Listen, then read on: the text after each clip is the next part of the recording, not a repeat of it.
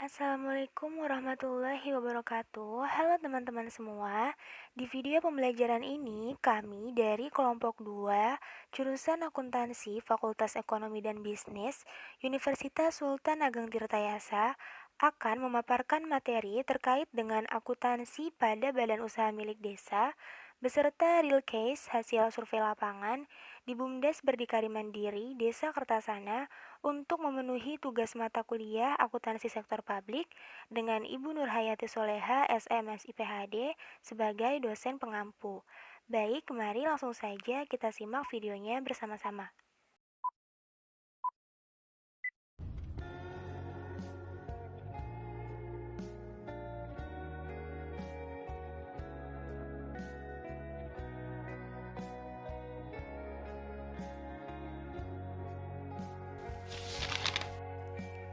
Di bagian awal mengenai latar belakang dan serba-serbi BUMDes akan dipaparkan oleh rekan saya, Rizky Fauzi.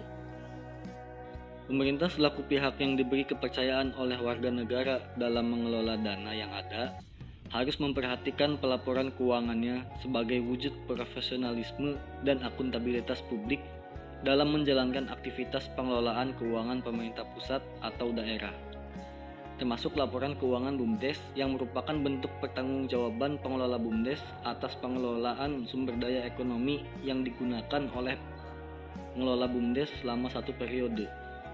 Namun sayangnya, banyak dari pengelola BUMDes yang masih kurang memahami akuntansi dan pelaporan keuangan, sehingga sulit untuk menyusun laporan keuangan sesuai dengan format akuntansi yang berlaku. Dalam rangka membantu memenuhi kebutuhan pelaporan keuangannya, Dewan Standar Akuntansi Keuangan Ikatan Akuntan Indonesia atau DSAK IAI memberikan beberapa pilihan kerangka pelaporan keuangan yang dapat disesuaikan dengan kemampuan BUMDes, sehingga diharapkan dapat memudahkan BUMDes dalam menyusun laporan keuangan sebagai wujud profesionalisme dan akuntabilitas publik.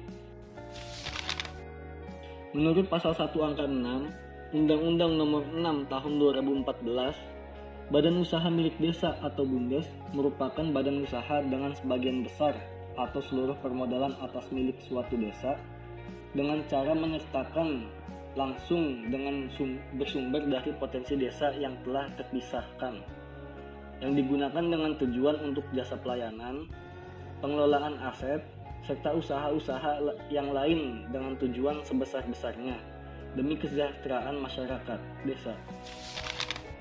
Selanjutnya, tujuan BUMDes. Yang pertama, meningkatkan pendapatan desa. Yang kedua, memaksimalkan pengelolaan potensi sumber daya alam demi pemenuhan kebutuhan masyarakat setempat. Yang ketiga, sebagai cara pertumbuhan dan pemerataan ekonomi di kawasan perdesaan. Dan yang keempat, memaksimalkan perekonomian desa. Pembahasan lanjutan masih mengenai BUMDes dan pedoman penyusunan apa yang boleh dipakai oleh BUMDes akan dipaparkan oleh rekan saya, Amelia Puspita Rengganis. Selanjutnya, dasar hukum BUMDes. Pendirian BUMDes diatur di dalam Undang-Undang Nomor 32 Tahun 2004 tentang pemerintah daerah yang berbunyi 1. Desa bisa mendirikan badan usaha milik desa sesuai dengan kebutuhan dan potensi yang dimiliki desa. Kedua, badan usaha milik desa sebagaimana dimaksud ayat 1 berpedoman pada peraturan perundang-undangan. Dan yang ketiga, badan usaha milik desa sebagaimana dimaksud ayat 1 dapat melakukan pinjaman sesuai dengan peraturan perundang-undangan. Tujuan laporan keuangan BUMDes. Laporan keuangan BUMDes bertujuan untuk menyediakan informasi yang menyangkut posisi keuangan, kinerja, serta perubahan posisi keuangan. Selain itu, laporan keuangan BUMDes juga bertujuan untuk pengambilan keputusan. Suatu laporan keuangan akan bermanfaat apabila informasi yang disajikan dalam laporan keuangan tersebut dapat dipahami, relevan, andal, dan dapat diperbandingkan. Selanjutnya, tujuan pedoman akuntansi BUMDes. Yang pertama, untuk membantu pengguna dalam penyusunan laporan keuangan agar sesuai dengan tujuannya, yaitu untuk pengambilan keputusan investasi dan kredit laporan keuangan, kemudian untuk menilai prospek arus kas laporan keuangan, dan memberikan informasi atas sumber daya ekonomi pelaporan keuangan. Yang kedua, untuk menciptakan keseragaman dalam penerapan perlakuan akuntansi dan penyajian laporan keuangan.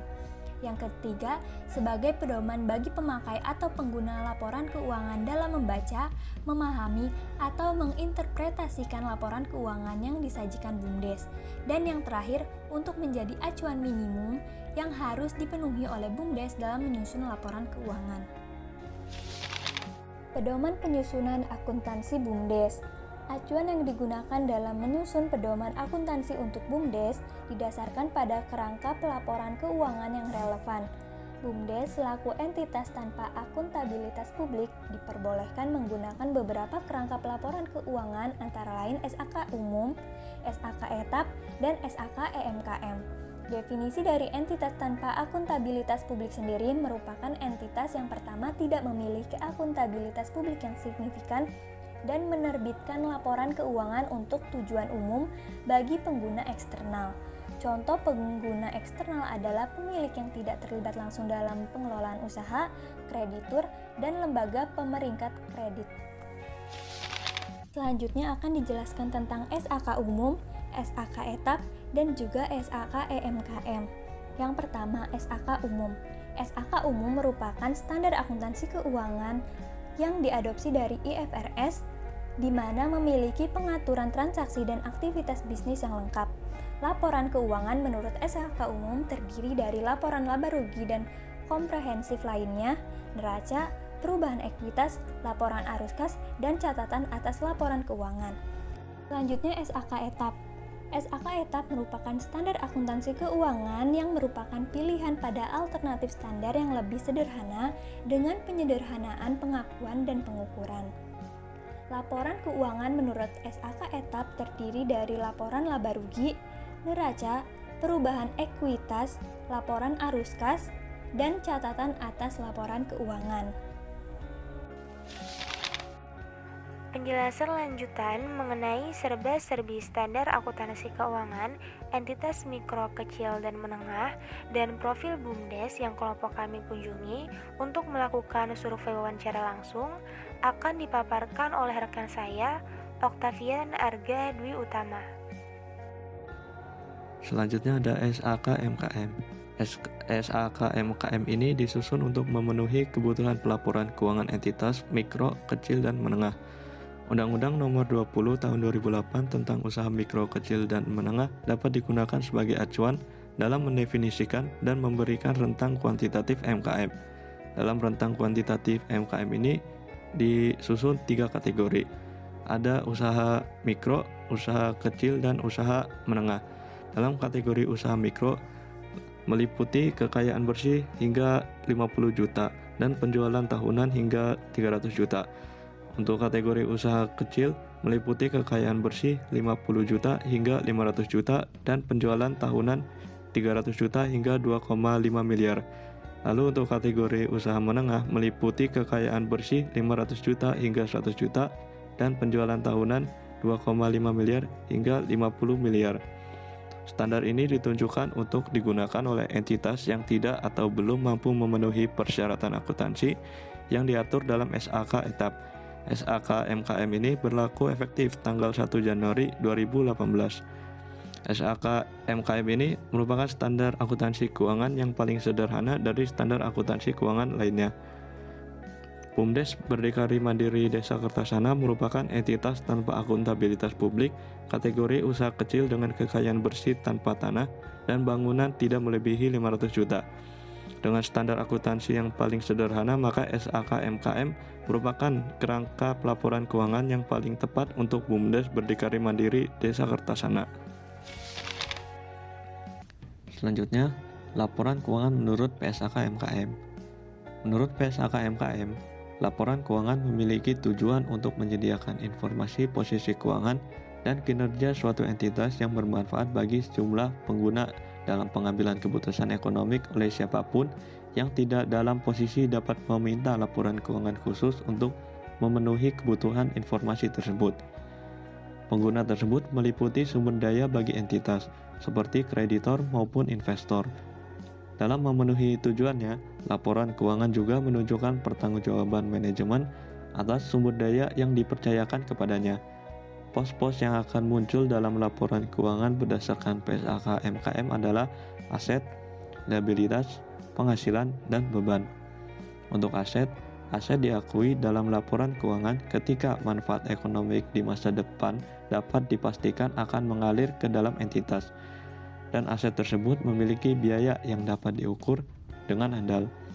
Aset tidak diakui dalam laporan posisi keuangan jika manfaat ekonomiknya dipandang tidak mungkin mengalir ke dalam entitas walaupun pengeluarannya telah terjadi. Sebagai alternatif, transaksi tersebut menimbulkan pengakuan beban dalam laporan laba rugi. Pos selanjutnya yang akan muncul yaitu liabilitas. Liabilitas diakui dalam laporan laba rugi jika kenaikan manfaat ekonomik di masa depan yang berkaitan dengan kenaikan aset atau penurunan liabilitas telah terjadi dan dapat diukur secara andal. Lalu ada penghasilan. Penghasilan diakui dalam laporan laba rugi jika kenaikan manfaat ekonomik di masa depan yang berkaitan dengan kenaikan aset atau kenaikan liabilitas telah terjadi dan dapat diukur secara andal juga. Lalu ada beban. Beban diakui dalam laporan laba rugi jika penurunan manfaat ekonomik di masa depan yang berkaitan dengan penurunan aset atau kenaikan liabilitas telah terjadi dan dapat diukur secara andal. Berdasarkan PSAK MKM, laporan keuangan minimum meliputi laporan posisi keuangan pada akhir periode, laporan laba rugi selama periode, dan catatan atas laporan keuangan yang berisi tambahan dan rincian pos-pos tertentu yang relevan. Selanjutnya ada siklus akuntansi SAK MKM. Siklus akuntansi SAK MKM ini tidak memiliki perbedaan besar dengan siklus akuntansi pada umumnya, di mana siklus akuntansi SAK MKM ini dimulai melalui pencatatan jurnal, di mana pencatatan jurnal ini berasal dari transaksi-transaksi yang telah dilakukan oleh MKM lalu dimasukkan ke dalam jurnal, lalu melakukan posting ke buku besar untuk dilakukan pengelompokan berdasarkan akun-akunnya, lalu membuat neraca saldo dan melakukan penyesuaiannya. Selanjutnya membuat laporan laba rugi untuk menyatakan apakah MKM ini mengalami keuntungan atau mengalami kerugian, lalu membuat laporan posisi keuangan, dan yang terakhir membuat catatan atas laporan keuangan. Selanjutnya profil BUMDes. BUMDes ini bernama Berdikari Mandiri Kertasana yang berdiri di Desa Kertasana, Kecamatan Bojonegara, Kabupaten Serang, Banten. BUMDes ini baru berdiri pada tahun 2022 tahun ini di desa yang memiliki luas 211,34 hektar. Sepanjang perjalanannya, BUMDes ini baru menjalankan kegiatan usaha budidaya ikan tawar, budidaya udang fanamai, ternak ayam boiler, dan jasa perbengkelan las. Untuk kedepannya, BUMDes ini akan menambah jenis kegiatan usahanya melalui beberapa kemitraan yang akan diajak kerjasama oleh BUMDes ini.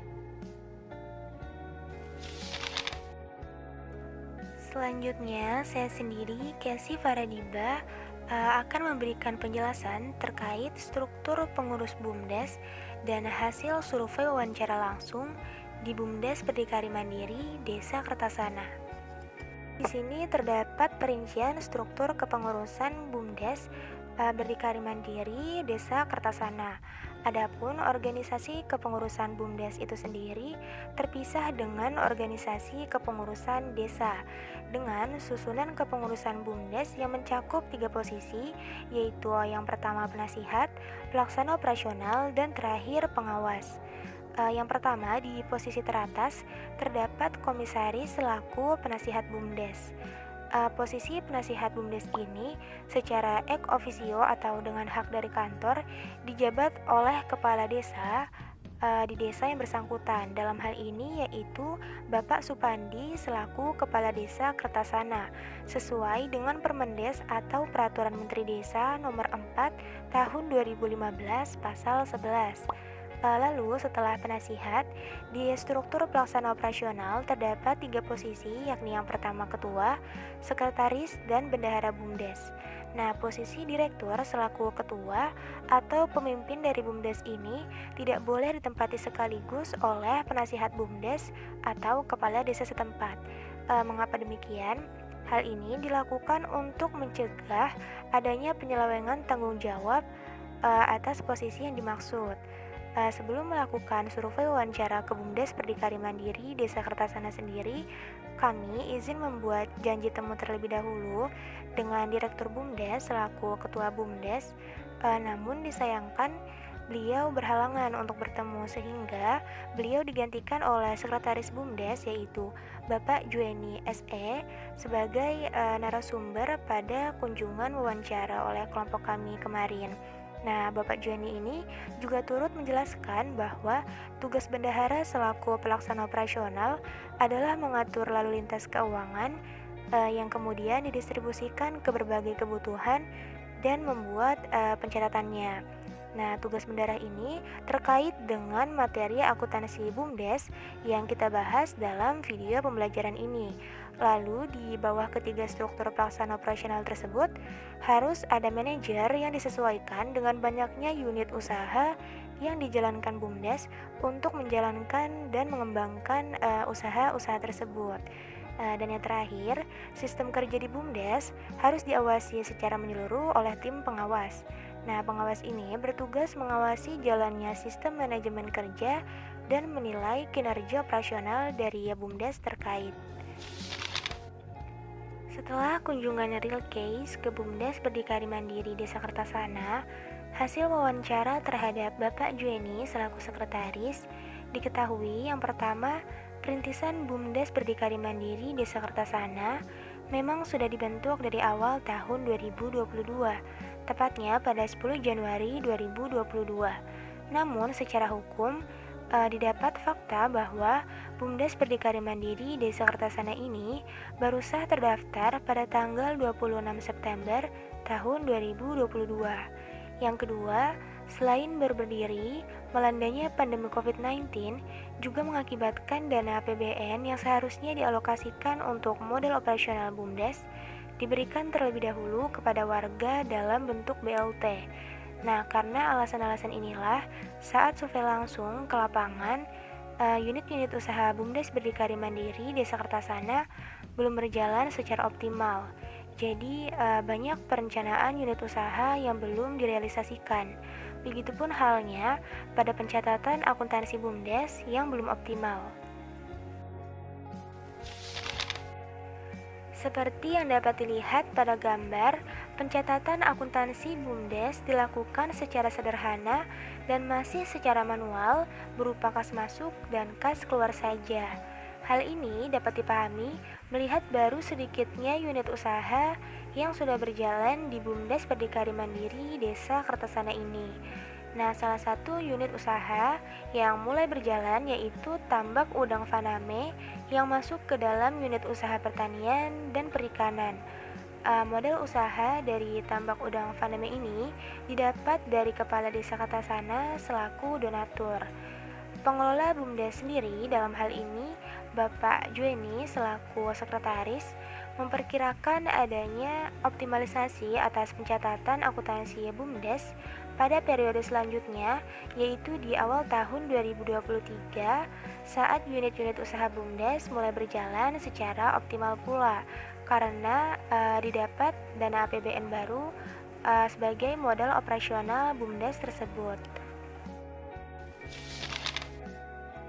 Melihat keinginan BUMDes Berdikari Mandiri Desa Kertasana ini untuk mengoptimalkan akuntansi BUMDesnya, di sini kami memberikan gambaran atau ilustrasi kerangka pelaporan keuangan dengan SAKMKM dari unit usaha BUMDes yang sudah berjalan, yaitu Tambak Udang Faname, yang bentuk penerimaan modal dan perkiraan keuntungannya disesuaikan berdasarkan data yang telah diperoleh dari BUMDes. Nah, laporan keuangan ini juga diasumsikan dibuat atau dilaporkan setiap 3 bulan menyesuaikan dengan pendapatan hasil panen udang yang baru didapat dalam siklus periode tersebut. Untuk gambaran dan penjelasan lebih lanjut terkait laporan keuangan akan dipaparkan oleh rekan saya Fania Karisma dan Bintang Hasbi Fadilah. Nah, di sini terdapat nama akun dari unit usaha perikanan. Nah, akun-akun ini bisa dilihat dari kas hingga PPH badan. Bisa dilihat ya. Pada tanggal 3 Oktober tahun 2022, terdapat transaksi penerimaan hibah dana desa pada akun bank di debit sebesar 80 juta dan modal di kredit sebesar 80 juta. Yang kedua adalah penerimaan mesin pompa air 1 unit pada akun peralatan di debit sebesar 500.000 dan modal di kredit sebesar 500.000. Yang ketiga, penerimaan mesin sirkulasi udara pada akun peralatan di debit sebesar 500.000 dan modal di kredit sebesar 500.000. Yang keempat, ada penerimaan mesin generator 15 kW ampere pada akun peralatan di debit sebesar 35 juta dan modal di kredit sebesar 35 juta. Pada tanggal 10 Oktober tahun 2022, terdapat transaksi penarikan dana dari bank pada akun kas di debit sebesar 30 juta dan bank di kredit sebesar 30 juta. Selanjutnya pada tanggal 16 Oktober 2022 terdapat transaksi pembelian benur Faname pada akun persediaan barang dagang di debit sebesar 1 juta dan kas di kredit sebesar 1 juta. Pada tanggal 23 Oktober 2022 terdapat transaksi pembelian 7 pakan pada akun biaya pakan dan obat-obatan di debit sebesar 500.000 dan utang usaha di kredit sebesar 500.000.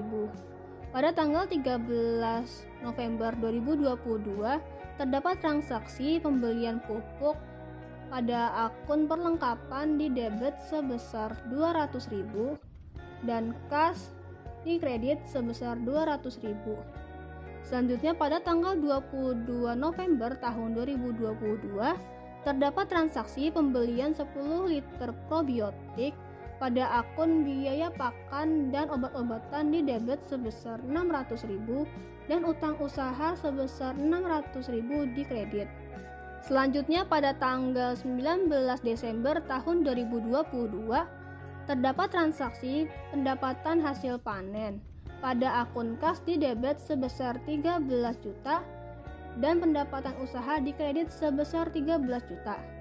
Pada tanggal 25 Desember tahun 2022 terdapat transaksi pembayaran tukang dan kuli pada akun biaya tukang dan kuli sebesar 1.500.000 dan kas di kredit sebesar 1.500.000. Pada tanggal 27 Desember tahun 2022 terdapat transaksi pembayaran listrik dan air pada akun biaya listrik dan air di debit sebesar 1 juta dan kas di kredit sebesar 1 juta. Dari transaksi yang sudah dicatat di jurnal umum, dikelompokkan berdasarkan akun-akunnya di buku besar ini. Kemudian dijumlahkan hingga menghasilkan saldo akhir. Bisa dilihat di sini pada akun kas, saldo akhirnya sebesar 39.300.000. Pada akun bank, saldo akhirnya sebesar 50 juta. Pada peralatan, saldo akhirnya sebesar 200.000. Pada akun persediaan barang dagang, saldo akhirnya sebesar 1 juta. Pada akun peralatan, saldo akhirnya sebesar 36 juta. Pada akun utang usaha, saldo akhirnya sebesar 1.100.000.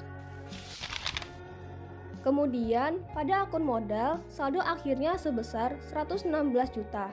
Pada akun pendapatan usaha, saldonya sebesar 13 juta. Pada akun biaya kuli dan tukang, saldonya sebesar 1.500.000. Lalu pada biaya listrik dan air, saldonya sebesar 1 juta. Dan pada akun biaya pakan dan obat-obatan, saldo akhirnya sebesar 1.100.000. Sekian materi yang dapat saya sampaikan. Untuk materi selanjutnya akan disampaikan oleh Bintang Hasbi Fadilah. Saya Bintang Hasbi Fadilah akan melanjutkan penjelasan materi. Materi selanjutnya yaitu mengenai rincian jumlah penyusutan. Di sini terdapat 3 peralatan yang memiliki masa manfaat yang berbeda-beda. Yang pertama, mesin pompa air unit pada tanggal 3 Oktober 2022 dengan jumlah pengadaan 500.000 dan diperkirakan akan menyusut selama 25 bulan. Lalu besar penyusutan pada per bulannya adalah sebesar 20.000 dan penyusutan sampai dengan periode ini yaitu 3 bulan, yaitu 20.000 dikali dengan 3 yaitu 60.000. Lalu yang kedua adalah mesin sirkulasi udara, yaitu pada tanggal 3 Oktober 2022 dengan jumlah pengadaan 500.000 dan diperkirakan akan menyusut selama 25 bulan. Penyusutan per bulannya adalah 500.000 dibagi dengan 25 yaitu 20.000. Lalu dikali dengan penyusutan sampai dengan periode ini yaitu 3 bulan. Jadi jumlahnya adalah 60.000. Lalu peralatan yang ketiga, mesin generator 15 kVA pada tanggal 3 Oktober tahun 2022 dengan jumlah pengadaan sebesar 35 juta dan diperkirakan menyusut pada 75 bulan. Dan penyusutan sampai dengan periode ini yaitu per 3 bulan, jadi jumlahnya 35 juta dibagi 75 yaitu sekitar 467.000 dikali dengan penyusutan sampai dengan periode ini yaitu 3 bulan, jadi sebesar 1.400.000. Lalu selanjutnya ada jurnal penyesuaian pada tahun 2022. Yang pertama,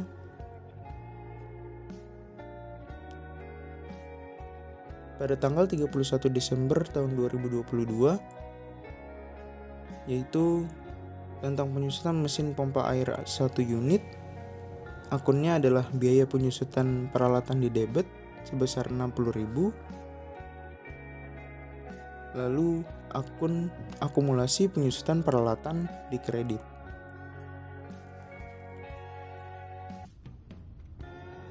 Lalu pada tanggal 31 Desember 2022 penyusutan mengenai penyusutan mesin sirkulasi udara, biaya penyusutan peralatan di debit sebesar 60.000 dan akumulasi penyusutan peralatan di kredit sebesar 60.000.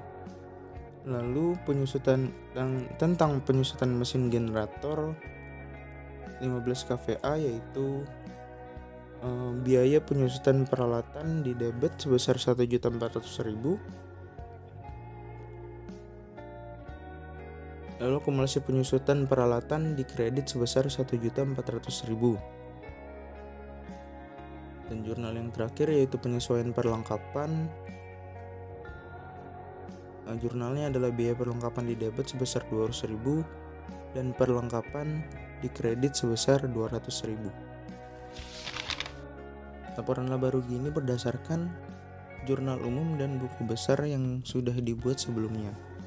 Untuk periode berakhir Desember 2022, yaitu ada pendapatan yang berisi pendapatan usaha sebesar 13 juta. Lalu total pendapatannya sebesar 13 juta. Yang kedua, harga pokok penjualan yang tertera di jurnal umum dan buku besar hanya pembelian sebesar 1 juta. Lalu ditotalin HPP-nya sebesar 1 juta. Lalu didapat laba kotor sebesar 12 juta, didapat dari 13 juta dikurangi dengan total HPP-nya 1 juta. Didapat 12 juta. Lalu ada biaya-biaya yang terdiri dari biaya usaha dan biaya lainnya. Biaya usaha terdiri dari biaya kuli dan tukang sebesar 1.500.000, biaya listrik dan air sebesar 1 juta, biaya pakan dan obat-obatan sebesar 1.100.000, biaya perlengkapan sebesar 200.000, dan biaya penyusutan peralatan sebesar 1.520.000. Biaya lainnya terdiri dari PPh badan yang dikenakan 0,5% sebesar 65.000. Lalu beban-beban tersebut ditotalkan, yaitu didapat 5.385.000. Lalu didapat laba bersihnya, laba kotor sebesar 12 juta dikurangi dengan jumlah bebannya sebesar 5.385.000, didapat 6.615.000. Selanjutnya yaitu laporan neraca atau laporan posisi keuangan untuk periode berakhir Desember 2022. Yang terdiri dari aset, liabilitas, dan ekuitas. Aset terdiri dari aset lancar yaitu kas sebesar 39.300.000, bank sebesar 50 juta, dan total aset lancarnya 89.300.000. Aset tidak lancarnya terdiri dari peralatan sebesar 36 juta, lalu akumulasi depresiasi peralatan sebesar 1.520.000, total aset tetap sebesar 34.480.000. Lalu asetnya ditotal dari aset lancar dan tidak lancar, yaitu aset tetap, didapat total asetnya sebesar 123.780.000. Lalu liabilitas yang terdiri dari utang usaha sebesar 1.100.000, utang pajak sebesar 65.000, lalu total liabilitas sebesar 1.165.000. Dan ekuitas terdiri dari modalnya sebesar 122.615.000. Lalu liabilitas dan ekuitas di total didapat 123.780.000 sama dengan total aset. Selanjutnya mengenai catatan atas laporan keuangan pada tanggal 31 Desember 2022. Yang pertama di bagian umum, BUMDes Berdikari Mandiri Kertasana dibentuk sejak 10 Januari 2022, namun baru sah terdaftar secara hukum pada 26 September 2022. BUMDes Berdikari Mandiri ini berada di Kabupaten Serang, Kecamatan Bojonegara, tepatnya di Desa Kertasana, dengan berbagai potensi unit usaha yang memenuhi kriteria sebagai entitas mikro, kecil, dan menengah sesuai Undang-Undang Nomor 20 Tahun 2008. Lalu di bagian ikhtisar kebijakan akuntansi, pernyataan kepatuhan, laporan keuangan disusun menggunakan standar akuntansi keuangan entitas mikro, kecil, dan menengah atau SAK EMKM. Lalu dasar penyusunan laporan keuangan merupakan biaya historis menggunakan asumsi dasar akrual. Mata uang penyajian yang digunakan dalam laporan keuangan adalah rupiah.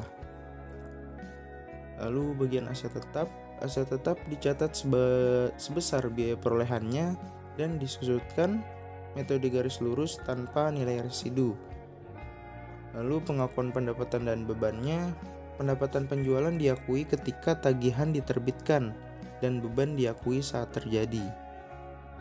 Lalu pada bagian kas dalam rupiah yaitu sebesar 39.300.000, bank sebesar 50 juta, beban operasional sebesar 5.320.000, utang usaha yang terdiri dari utang usaha sebesar 1.100.000, utang pajak lainnya sebesar 65.000. Lalu yang terakhir, saldo laba sebesar 123.780.000. Baik, cukup sekian pemaparan materi terkait akuntansi BUMDes yang dapat kami sampaikan.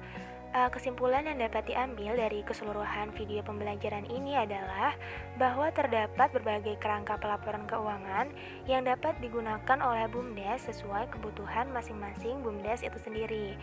Dan dengan adanya ilustrasi penggunaan kerangka pelaporan keuangan dengan SAK EMKM, yaitu SAK yang paling sederhana dibanding SAK lainnya, kami berharap hal ini dapat mendorong semangat dan memberikan banyak kemudahan pada entitas BUMDes dalam mengoptimalkan penyusunan laporan keuangannya sesuai aturan yang berlaku sebagai bentuk tanggung jawab atas aktivitas BUMDes terkait dengan dana yang telah diberikan. Terima kasih bagi yang sudah menyimak video ini dari awal sampai akhir. Kami mohon maaf bila terdapat kesalahan kata. Saran dan koreksi akan selalu kami terima. Kami dari kelompok 2 pamit undur diri. Sampai jumpa di kesempatan berikutnya.